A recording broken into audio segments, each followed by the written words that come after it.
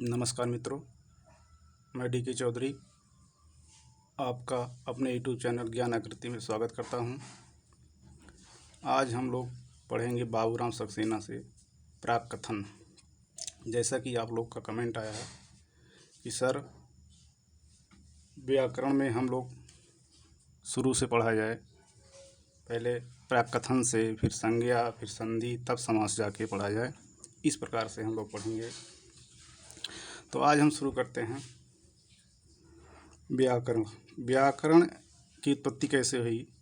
We अंग उपसर्ग पूर्वक क्रि धातु और ल्युट प्रत्यय, इससे व्याकरण बना। संस्कृत व्याकरण है, संस्कृत है, सम उपसर्ग पूर्वक क्रि धातु और ता प्रत्यय, यहाँ सुर का आगम होता है। इस प्रकार से संस्कृत शब्द बनता है। अब आता है संस्कृत क्या है, संस्कृत को कैसे क्या समझा जाए, संस्कृत हमें क्या समझाती है, संस्कृत से हमें क्या आशय है। तो कहते हैं सम्यक रूपेण कृतम इति संस्कृतम, यानी कि संस्कृत शब्द का आशय शुद्ध, परिमार्जित और अलंकृत होता है। यहाँ शुद्ध, परिमार्जित शब्द आया है और अलंकृत शब्द आया है। इसका बहुत आशय है। शुद्ध मतलब शुद्ध समझ ही रहे हैं आप, एकदम शुद्ध, उसमें कोई अशुद्धियाँ ना हो, परिमार्जित कोई परिवर्तन ना हो, अलंकृत सुसज्जित हो, उसमें उसके धातु, प्रत्यय, रूप आदि जो लगते हैं, जहाँ जैसे होता है उसी प्रकार से उसका अलंकरण किया जाए, उसका प्रयोग किया जाए। अब आता है विवेचयन्ते व्याक्रियन्ते शब्दा अनेन इति व्याकरणम। ये व्याकरण, यह व्याकरण की व्याख्या बताई गई है। थोड़ा सा आगे पीछे हो गया है, आप समझ लीजिएगा, और लेकिन समझाने में कोई त्रुटि नहीं होगी। आइए हम लोग समझते हैं। इससे जिससे किसी भाषा को शुद्ध या परिमार्जित किया जाता है, उसे उस भाषा का व्याकरण कहते हैं। इसका कहने का आशय है जिससे भाषा को शुद्ध या परिमार्जित किया जाता है। जैसे कोई भी देश हो, कोई भी राष्ट्र हो, कोई भी धर्म हो, उनकी अपनी एक अलग भाषा होती है।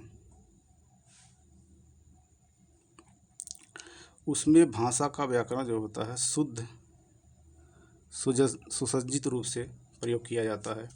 जैसे अगर वह पुल्लिंग है तो पुल्लिंग प्रयोग किया जाएगा, वह स्त्री है तो स्त्रीलिंग प्रयोग किया जाता है, नपुंसकलिंग है तो नपुंसकलिंग किया जाता है। इस प्रकार से भाषा का प्रयोग किया जाता है। अब आता है प्राक कथन। अब हम लोग अपने टॉपिक पर चलते हैं। हम लोग को जो पढ़ना है प्राक कथन। प्राक कथन क्या है? प्राक मतलब पहले, और कथन माने कहूँ। हम लोग पढ़े हैं बाबूराम सक्सेना, उन्होंने कहा प्राक कथन, यानी पहले कहूँ में, मतलब बाबूराम सक्सेना के अनुसार वो कह रहे हैं मैं पहले जो कहूँ या जो मैं लिखूँ पहले, उससे पहले जो व्याकरण शास्त्रियों ने कहा है उसको समझ लिया जाए हम। या कुछ आप लोग को नया होगा, इस प्रकार से कोई समझाता नहीं है।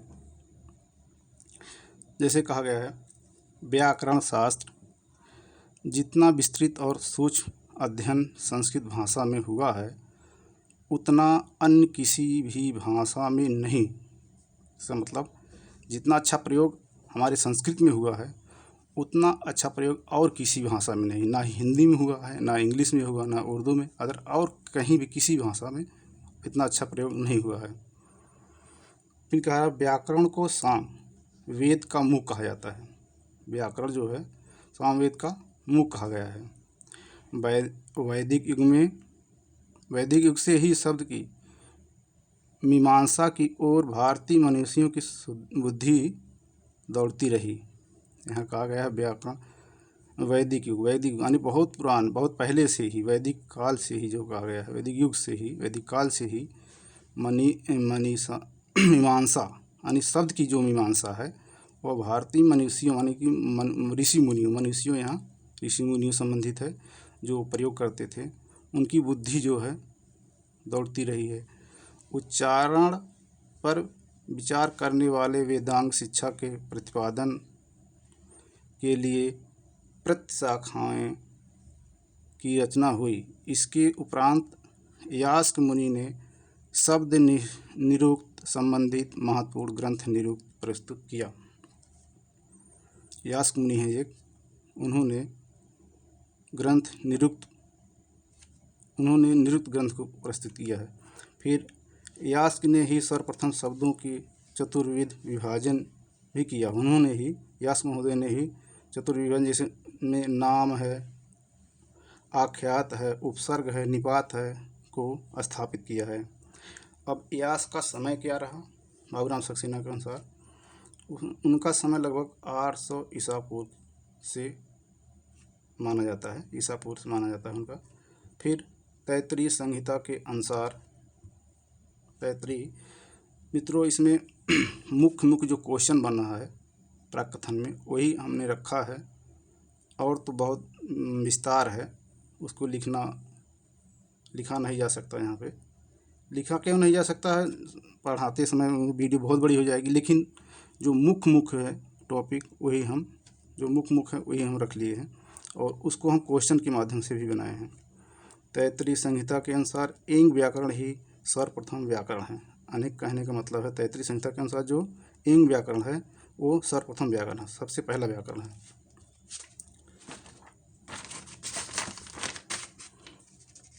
डॉक्टर वासुदेव शरण अग्रवाल ने पाणिनि का समय जो है 500 ईसा पूर्व माना है। अब पाणिनि का समय 500 ईसा पूर्व से लेकर 400 ईसा पूर्व के बीच निश्चित किया है। मैक्स मूलर ने पाणिनि का समय, उनकी तिथि जो है 350 ईसा पूर्व से ईसा पूर्व माना है। फिर पाणिनि का जन्म, अनेक विद्वान हैं, उन लोगों को अलग अलग मत है। जैसे डॉक्टर वासुदेव शरण अग्रवाल कुछ 500 ईसा, लगभग 400 ईसा पूर्व मानते हैं। मैक्स मूलर 350 ईसा पूर्व मानते हैं। अब आता है पाणिनि का जन्म। उनका जन्म जो है अटक जिले के सालातुर नामक ग्राम में हुआ था। वे सालातुर नामक ग्राम के आदिवासी थे।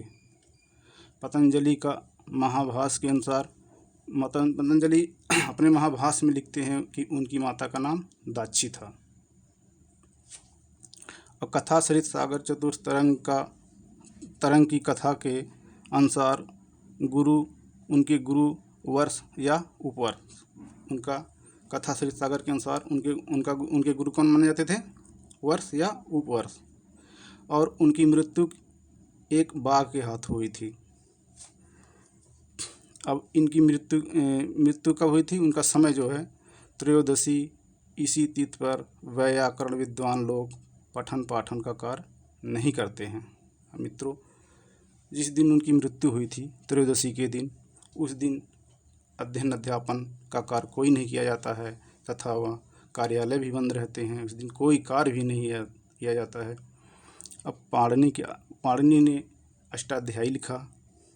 पाणिनि अष्टाध्यायी में लगभग उनके 4000 सूत्र हैं और 8 अध्याय हैं। प्रत्येक अध्याय में 4-4 पाद हैं। इस प्रकार कुल 32 पाद हैं, यानी 8 अध्याय और एक अध्याय में 4 पाद। इस प्रकार से कुल 32 पाद हैं अष्टाध्यायी में। अष्टाध्यायी को सूत्र विधि भी कहा जाता है। इसका नामकरण है एक अष्टाध्यायी को सूत्र विधि के नाम से भी जाना जाता है। मुनित्रय हुए, जो मुनित्रय में जो पाणिनि, कात्यायन, पतंजलि, इन तीनों को मुनित्रय के नाम से जाना जाता है। कात्यायन भी पाणिनि के समकालीन थे। पतंजलि का जो समय है 150 ईसा पूर्व लगभग माना जाता है। पाणिनि को सूत्रकार, इनका समय 500 ईसा पूर्व, देखिए हमने यहाँ इकट्ठा कर दिया है 3 लोग को। पाणिनि सूत्रकार हैं तथा इनका समय 500 ईसा पूर्व है। कात्यायन वार्तिककार, और एक इनका नाम है वररुचि, इनको वररुचि भी कहा जाता है। इनका समय 300 ईसा पूर्व के लगभग है। पतंजलि महाभाष्यकार हैं, इन्होंने महाभाष्य लिखा, तथा इनका समय जो है 150 ईसा पूर्व माना जाता है। इन्होंने पाणिनि, कात्यायन और पतंजलि के आदि कथन जो उन्होंने कहा वो उपदेश हुआ। मित्रों, जो उन्होंने कहा वही उपदेश मान लिया गया। अष्टाध्यायी का प्रथम सूत्र विद्यादेश माना जाता है। यह विद्यादेश है और अष्टाध्यायी का अंतिम सूत्र अ है। वरदराजाचार्य जो है, इनकी रचनाएं जो है 3 रचनाएं मिलती हैं, जैसे लघु सिद्धांत कौमुदी, मध्य सिद्धांत कौमुदी, सार सिद्धांत कौमुदी। ये वरदराज की 3 रचनाएं प्रमुख हैं। जो ये लघु सिद्धांत कौमुदी लगभग कहीं कहीं पढ़ाया जाता है और मध्य सिद्धांत, सार सिद्धांत सभी पढ़ाए जाते हैं, लेकिन लघु सिद्धांत संबंधी लगभग ये पढ़ाए जाते हैं सभी कॉलेजों में। अब आता है वरदराज लघु सिद्धांत कौमुदी का प्रयोजन। ये जो लिखे हैं लघु सिद्धांत कौमुदी, उनका प्रयोजन क्या है? उनका प्रयोजन है पाणिनि के अष्टाध्यायी में प्रवेश पाना। ये प्रश्न बन गए हैं, मैंने प्रश्न किया है जो। और व्याकरण शास्त्र का प्रयोजन क्या है? वेदों की रक्षा करना। ये दोनों क्वेश्चन बहुत इम्पोर्टेंट है। अब सूत्र आता है। सूत्र 6 प्रकार के होते हैं। अब यही सब जैसे संज्ञा सूत्र, परिभाषा सूत्र, विधि सूत्र, नियम सूत्र, अतिदेश सूत्र और अधिकार सूत्र, यही 6 सूत्र जो हैं हमारे यहाँ व्याकरण में शुरू से लेकर अंत तक काम देंगे। यही सूत्र, कहीं संज्ञा सूत्र का प्रयोग किया जाता है, कहीं परिभाषा सूत्र का प्रयोग किया जाता है, कहीं विधि सूत्र का प्रयोग किया जाता है, कहीं नियम सूत्र प्रयोग किया जाता है, कहीं अतिदेश सूत्र, कहीं अधिकार सूत्र, अलग अलग नामों से कहीं सब प्रयोग किया जाता है व्याकरण में। यही सूत्र सब शुरू से लेकर अंत तक काम देंगे। अब आता है पाणिनि के 14 माहेश्वर सूत्रों में 14 इत संज्ञक वर्ण हैं। ये भी क्वेश्चन बनाया गया है। हमने मुख्य जो है उसको क्वेश्चन के रूप में रख लिया है। आप इसे बहुत ही अच्छी तरह से देखिएगा, ये एकदम इम्पॉर्टेंट क्वेश्चन है। अनुबंध, इनकी इत संज्ञा, जिनकी इत संज्ञा होती है या इत संज्ञा के योग होते हैं उन्हें अनुबंध कहा जाता है। अनुबंध है इसका नियम है, जिनकी इत संज्ञा होती है या इत संज्ञा के योग होते हैं उन्हें अनुबंध कहते हैं। अब है पाणिनि ने जो माहेश्वर सूत्र जो लिखा है, एक कारिका है। इसे नृत्यावसाने नटराज राजो ननाद डग्गाम नव पंचवारम। पाणिनि एक कथन है मित्रों, इसको सुन लिया जाए। पाणिनि एक बहुत मंदबुद्धि के बालक थे। वो विद्यालय गए और विद्यालय में उनके गुरु ने उनको वे बहुत गलत कार्य, मतलब जैसे गुरु की आज्ञा ना मानना, अनैतिक कार्य करना, उनको देख करके गुरु जो है उनको डांट कर विद्यालय से निकाल देते हैं और वो जाकर एक कुएं पर बैठते हैं। तो और उसके बाद वहाँ से उन्होंने शिव की उपासना की। शिव की उपासना में उन्होंने पाया ये माहेश्वर सूत्र जो शिव जी ने डमरू प्रकट हुए और उन्होंने जो है शिव डमरू बजाए और 14 जो है माहेश्वर सूत्र वहीं से बने हैं। जैसे यहाँ यही कार्य उनके लिए है। नृत्यावसाने नटराज राजो ननाद ढक्काम 9 पंचवारम, 9 5 14, 9 और 5 14 बार उन्होंने बनाया। यह कारिका जो है आचार्य नंदिकेश्वर के हृदय दर्पण से लिया गया है। माहेश्वर सूत्र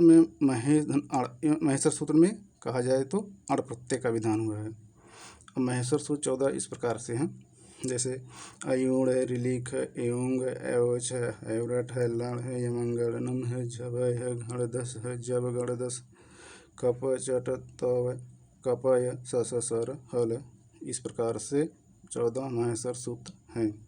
इसको याद करना पड़ेगा। इसी से प्रत्याहार बनता है, इसे यही संधि में काम देगा आपको। ये जो है इसी प्रत्याहार का निर्माण किया जाएगा। इसको याद करना आप लोग को बहुत ज़रूरी है। अब जैसे माहेश्वर सूत्र है, इसका अपर नाम क्या, अन्य नाम। माहेश्वर सूत्र को अन्य नाम से जाना जाता है। कभी कभी पूछ लिया जाता है क्वेश्चन कि माहेश्वर सूत्र में जैसे प्रत्याहार सूत्र है, माहेश्वर सूत्र, शिव सूत्र, वर्ण समन्वय, अक्षर समन्वय, इन नामों से माहेश्वर सूत्र को जाना जाता है।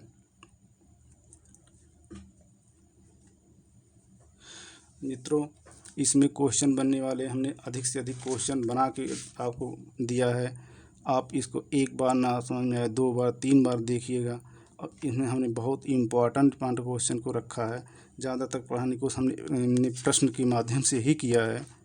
जैसे देखिए यहाँ डॉक्टर वासुदेव शरण अग्रवाल ने उनका पानी के समय को 500 ईसा पूर्व से 400 ईसा पूर्व के बीच माना है। तो यह पूछा जाए वासुदेव शरण अग्रवाल के अनुसार पानी का समय क्या है, तो ऑप्शन दे दिया जाएगा 400 ईसा पूर्व, 500 ईसा पूर्व, 600 ईसा पूर्व, ऐसे रख दिया जाए तो आपको याद करना पड़ेगा। मैक्स मूलर के अनुसार उनकी तिथि क्या है, पारनी किस जिले के थे, किस ग्राम के थे, अटक जिले तारासुर नामक ग्राम के निवासी थे पतंजलि। पतंजलि के अनुसार उनकी माता का क्या नाम है, दाक्षी था। और अगर पूछ लिया जाए कथासरित सागर के अनुसार उनके गुरु कौन थे, तो उनके गुरु का नाम था वर्ष या उपवर्ष उनको कहा जाता है। उनकी मृत्यु देखिए बाघ के हाथ हुई थी। उनका समय, मृत्यु का समय है त्रयोदशी की तिथि के दिन मृत्यु हुई थी। अब पारनी का समय क्या है, पारनी का समय तो हो गए। फिर यहाँ हो तो पारनी जो अष्टाध्यायी लिखे हैं, उनके अष्टाध्यायी कितने सूत्र हैं, 4000 सूत्र हैं। अष्टाध्यायी में कितने अध्याय हैं, तो 8 अध्याय हैं। उन एक अध्याय में कितने पाद हैं, तो 4 एक अध्याय में 4 पाद है। इस प्रकार 8 अध्याय में 4 पाद, कुल 32 पाद हैं। अष्टाध्यायी में सूत्र अष्टाध्यायी किस नाम से जाना जाता है, इसका नाम एक सूत्र, अष्टाध्यायी की सूत्र विधि भी कहा जाता है। मुनित्रय कौन कौन से हैं, और कात्यायन के समकालीन, ये कात्यायन को पानी के समकालीन भी कहा जाता है। अब देखिए पाणिनि, कात्यायन और पतंजलि के हमने समय एक जगह रख दिया है, कितना अच्छा है। और ये उपदेश इस प्रकार से यहाँ हमने व्याकरण की उत्पत्ति की है, संस्कृत की उत्पत्ति कैसे हुई है, क्या उपसर्ग है, क्या प्रत्यय है, कहाँ क्या आगम हुआ है, ये सब संस्कृत प्राकथन है क्या है, कैसे उसका विच्छेद हमने करके बताया है। और यहाँ देखिए अष्टाध्यायी में जो प्रथम सूत्र है वो कौन सा है, इसको जानना बहुत ज़रूरी है। अंतिम सूत्र कौन सा है, और ये वरदराजाचार्य की जो है रचनाएं हैं, लघु सिद्धांत कौमुदी, मध्य सिद्धांत कौमुदी और सार सिद्धांत कौमुदी, इनकी 3 रचनाएं मिलती हैं। इनकी 3 रचनाएं हैं। और ये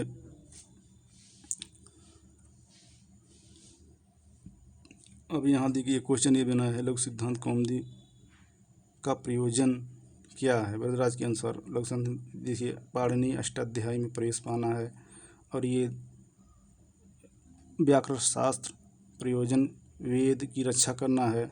इस प्रकार से हमने क्वेश्चन बनाए हैं। मित्रों, अगर हमारी वीडियो अच्छी लगी हो तो, और कोई त्रुटि हो, उसको सुझाव आप कमेंट के माध्यम से दे सकते हैं। अगर हमारा वीडियो, अगला वीडियो हमारा संज्ञा प्रकरण से रहेगा, बहुत अच्छा होने वाला हो, वो क्वेश्चन के माध्यम से होगा, उसमें सूत्रों को अच्छा से विस्तार किया जाएगा। आज की वीडियो अगर हमारी अच्छी लगी हो, आपके ज़रा सा दिल को छुआ हो, तो कृपया इसे लाइक करें, सब्सक्राइब करें, कमेंट करें। आज के लिए बस इतना ही मित्रों, जय हिंद।